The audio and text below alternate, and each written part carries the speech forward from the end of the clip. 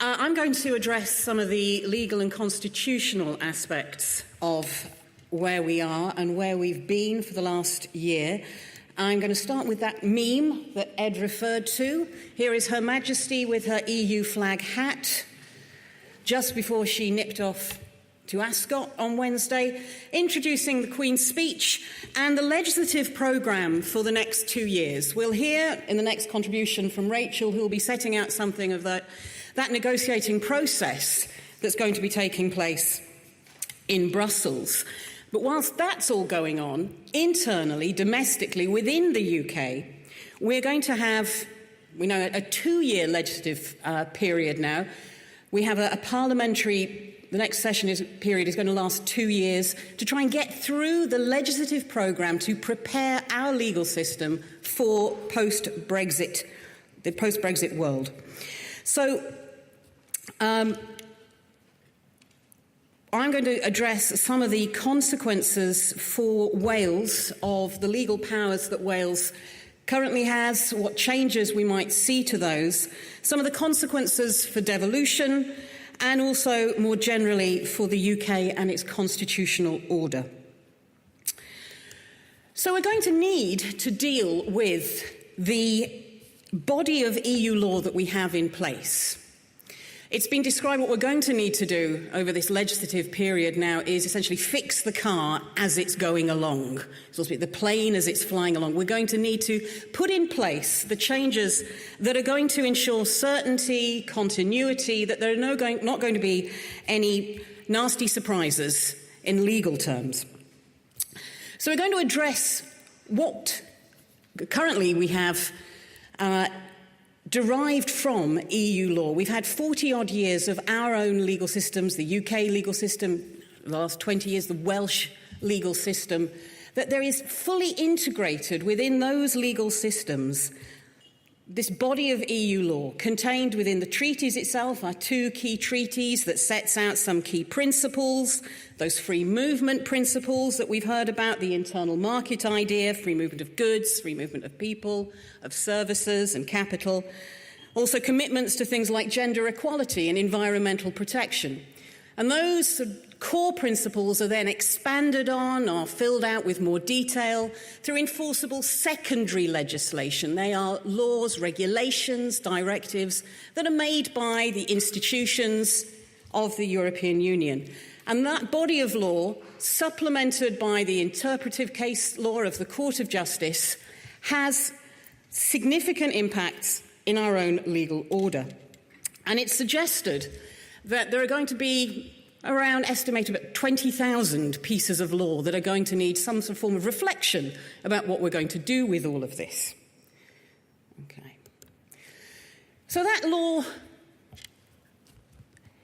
is the secondary legislation, the directives, the regulations, the treaties themselves. They're made with the involvement of national representatives, through government ministers, through national parliaments are increasingly involved, have a role in this process. And within that, the devolved nations also have a say. EU law takes effect within the UK legal order because of a piece of UK law, because of an Act of Parliament, the European Communities Act from 1972. And that is the route in for the main body of EU law. That's what gives it its source and its effect and tells our courts to recognise EU law.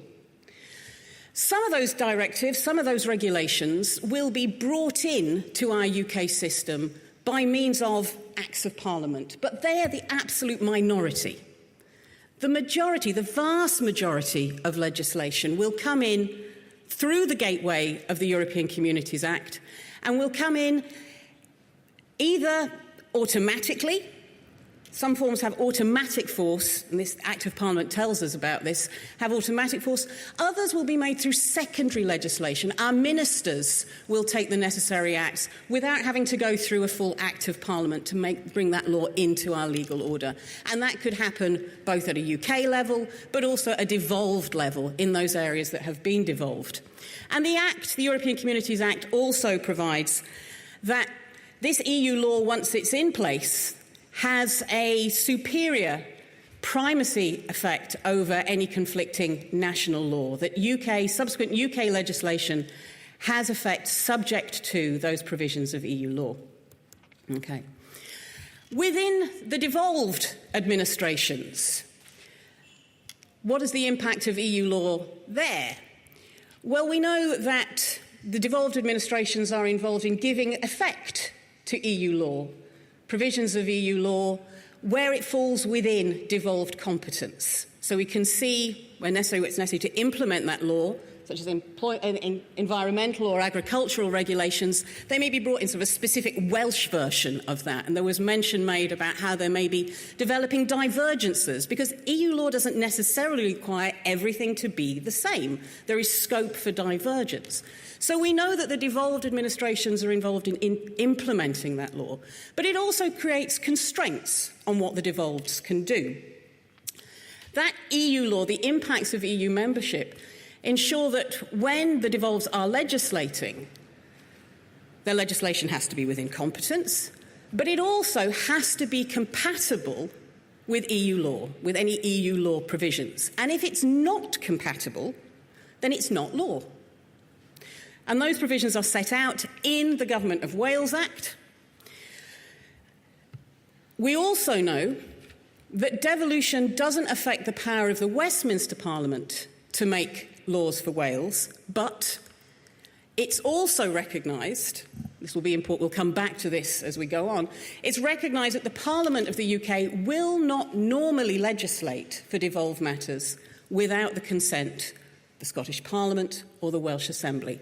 This is the Sewell Convention, we hear referred to. It has, for Wales, very recently gained statutory status, that it is now in the Wales Act legislation. Scotland had it a little before. What we do know is that, what we learnt in the past year, is that having it in statutory status doesn't create any legally binding effect for it. It's not something that can be enforced before courts. It's a constitutional principle, it has political force, but if we find Westminster legislating in devolved areas without their consent, yes, it's unconstitutional, but it's not something that can be blocked through the courts. Okay? So this is the constitutional legal background that prepares us for what happens next. So we have 40-plus years of our legal orders being increasingly intertwined with particular sort of governance acts having been contracted out to Brussels. How are we going to pick apart the legal orders without creating inadvertent, problematic, potentially costly gaps? A couple of points to recognise. Until the UK formally leaves the EU, EU law will continue to apply in full within the UK. We don't yet know what we might then be committed to continue to respect post-Brexit. Because whatever deal we might reach, whether that is at the end of, we'll have a transitional period perhaps, or whether we'll get full agreement in place before the end of 2 years, and Rachel will speak something to the likelihood of that or not, that will expect to contain some legally enforceable principles. Some will continue from what we already agreed to. We know from the EU side there is a commitment to part of our free trade deal, whatever free trade deal we might get. From the European side, they're saying within that we want to see a commitment to employment law rights, to environmental law rights, to various social rights, that they don't want to see a diminution of those rights. So we don't yet know what we might remain committed to. But we're needing to get things in place, not knowing what we're going to have as our agreement. What we do know is, by and large, some powers, our sovereignty, our legal sovereignty, will be returned to the UK for it to exercise outside the framework of the European Union. So that legal sovereignty will be returned. But what are we going to do with this? And how are we going to ready our legal orders? Well, on Wednesday, we had confirmation from the Queen in the Queen's speech, from the government, that there will be a great repeal bill. Although we've dropped the term great, it is now just the repeal bill. So a repeal bill is going to be introduced and will create various changes to our existing set of laws. It's going to come into effect on the day that the UK leaves. So there's getting the ducks lined up in readiness for that moment of departure. The repeal bill itself will be supplemented by, we now know, I think 7 specific pieces of sectoral legislation were mentioned in the Queen's speech themselves. They're saying that what the repeal bill will do will roll forward a lot of what we've got, but some of these things are going to have to be dealt with separately, that we are going to have to see substantive changes in these areas. And so rather than a roll forward that we're going to see, that we'll have separate sectoral legislation. And the standout bits, immigration, that we'll need a new Immigration Act. How do we deal with free movement of EU citizens, that will no longer have that commitment to respecting free movement, so free movement of citizens. Customs, how do we deal with customs, VAT, creating a new a legal framework for trading, and then specifically significant for Wales and for devolution, fisheries and agriculture are identified as being in this first round of sectoral legislation. Because, of course, these areas are clearly devolved. But there is a commitment to having UK-wide legal frameworks in those areas. So a general piece of legislation plus some sectoral legislation to prepare us for post-Brexit. If you can make that out, what does the repeal bill itself envisage? What are we going to be seeing? The repeal bill, we know, is something of a misnomer in that it's not going to repeal swathes of EU law. What it's going to repeal is that European Communities Act. That is the thing that is being repealed. And the repeal of that act is going to remove the source of EU law in the UK legal order. Okay, so that's the repeal bit. It's also going to end the general supremacy of EU law and end the jurisdiction of the Court of Justice. And we know that that's creating certain concerns and problems going forward in terms of what sort of deal we might have for the free movement of people and the recognition of existing rights for those EU citizens from other member states that are resident here. That Theresa May's offer on the table so far is said to not go far enough, because it's saying we're not going to recognise the Court of Justice as having any role in enforcing that. So, a repeal of the Communities Act and of the supremacy of EU law in the court. But what it's mainly going to do is convert existing EU law into domestic law, so that that law is as much as possible unchanged, recognising that some things aren't going to be converted. We had a white paper around this that came out a couple of months ago that identified that certain aspects of EU law aren't going to roll forward, such as the Charter of Fundamental Rights. There's also going to be a power for ministers to make such corrections to legislation as may be necessary to ensure that the law is operable going forward. And there's a lot of controversy that's been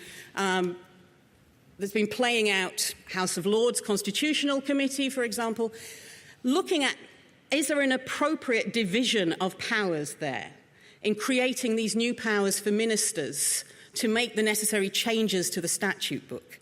Because we need to get the right balance between efficiency, dealing with this huge body of EU-derived law that will need attention, but also that we need to have appropriate democratic oversight. So the suggestion is that we need to look to the right division of powers there. Some things for Parliament, a proper role for Parliament in oversight, but recognising that a lot of this is going to have to be done through delegated legislation, through secondary legislation, where there isn't the same role for democratic engagement. At a devolved level, What we haven't seen is any mention of, when we're repealing EU law, the EU law framework from the European Communities Act, we haven't seen any mention that we're going to repeal that statement about the constraints under which the devolved administrations operate.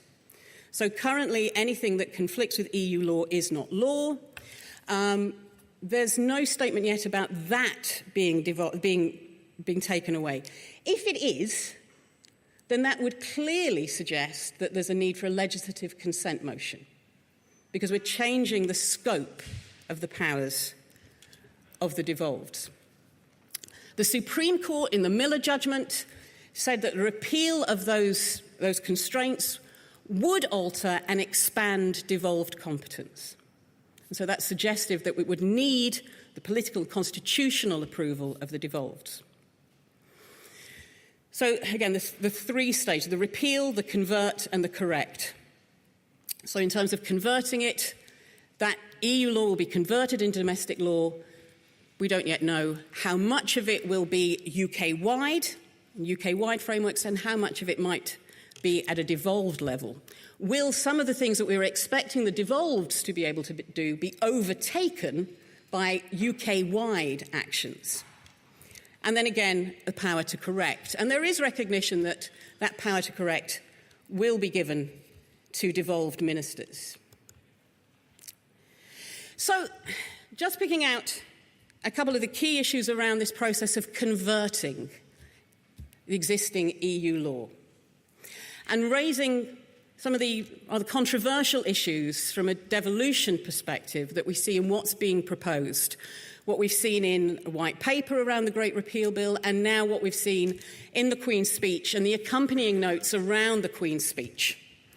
And what the UK government is saying is that essentially, when it comes to EU law, the devolved administrations simply implement decisions that are taken elsewhere. They are implementing common frameworks that are set by the EU.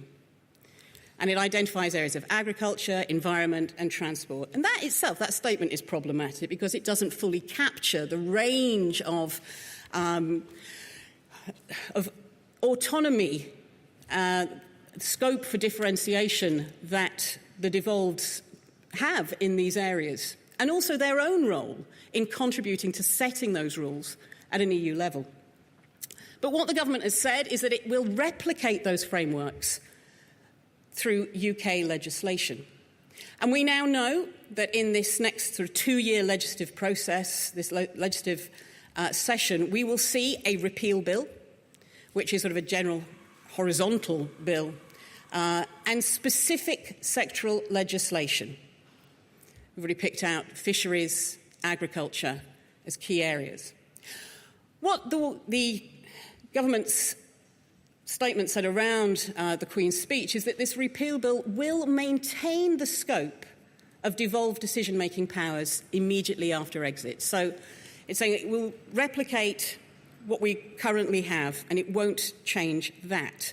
However, these transitional arrangements will then set the scene for intensive discussions and consultations with the devolved administrations on where lasting common frameworks may be needed. So going forward, once we've got these frameworks in place, or continue these frameworks for agriculture, for fisheries, for trade, what needs to remain, what can be changed, what things might come back.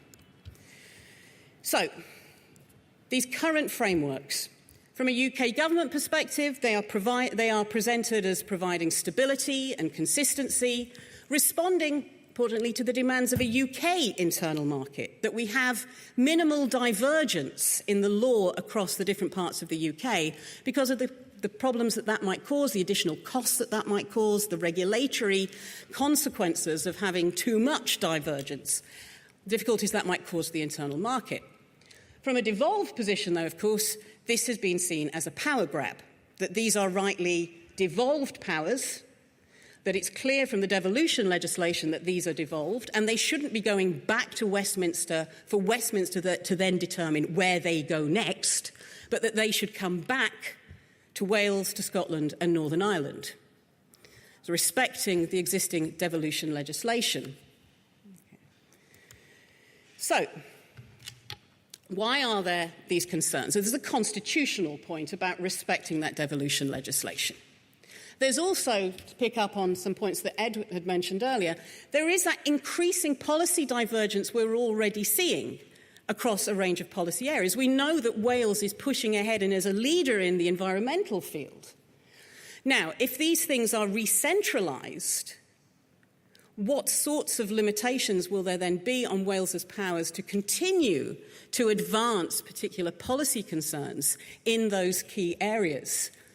Because there's a suggestion, of course, that the Conservative government in Westminster may press ahead with a deregulatory agenda in relation to social and employment laws and environmental rights. Now, some of those are not devolved, some are partially devolved, and others, the argument is, environmental law is fully devolved.